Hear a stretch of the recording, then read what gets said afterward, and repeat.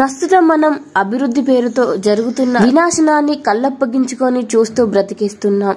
మనం కూర్చున్న కొమ్మని మనమే నరికేస్తున్నాం.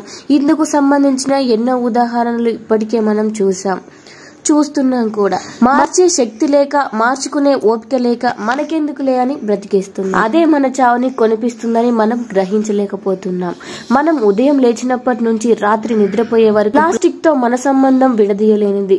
ముఖ్యంగా మనం ఇంట్లో వాడే నీళ్లు తాగే ప్లాస్టిక్ క్యాన్లు నుండి నీళ్లు తాగే ప్లాస్టిక్ బాటిల్స్ వరకు ఇలా మొత్తం మన జీవితమే ప్లాస్టిక్ మయం అవుతుంది. ఇలా ప్లాస్టిక్ పాత్రల్లో, బాటిల్లో నిల్వ ఉంచిన నీరుకు చెందిన విషయమై న్యూయార్క్ చెందిన విశ్వవిద్యాలయం భారతదేశంతో పాటు మరికొన్ని దేశంలో 3 నెలల పాటు అన్ని రకాల బ్రాండెడ్ వాటర్ బాటిల్స్ పై పరీక్షలు జరిపించిన తర్వాత కొన్ని విషయాలను బయటపెట్టింది. 1 లీటర్ ప్లాస్టిక్ బాటిల్లో 10,000 ప్లాస్టిక్ అవశేషాలు ఉన్నాయని తెలిపింది. మైక్రో ప్లాస్టిక్ ఉన్నట్లు గుర్తించారు.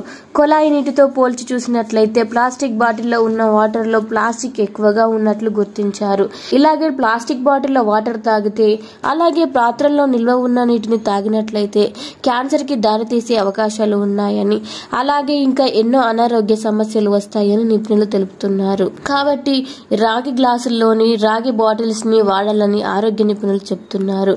నీటిని నిల్వ ఉంచడానికి మట్టి పాత్రలు లేదా స్టీల్ బిందెలను ఉపయోగించాలని నిపుణులు సూచిస్తున్నారు. మరి మీరు కూడా మీ ఇంట్లో ఇప్పటి నుంచి అయినా ప్లాస్టిక్ బాటిల్స్ క్యాన్స్ స్థానంలో కుండలు, రాగి బాటిల్స్ వాడండి. ఈ విషయాన్ని మీ బంధుమిత్రులకు షేర్ చేసి వారి ఆరోగ్యాన్ని కూడా కాపాడండి.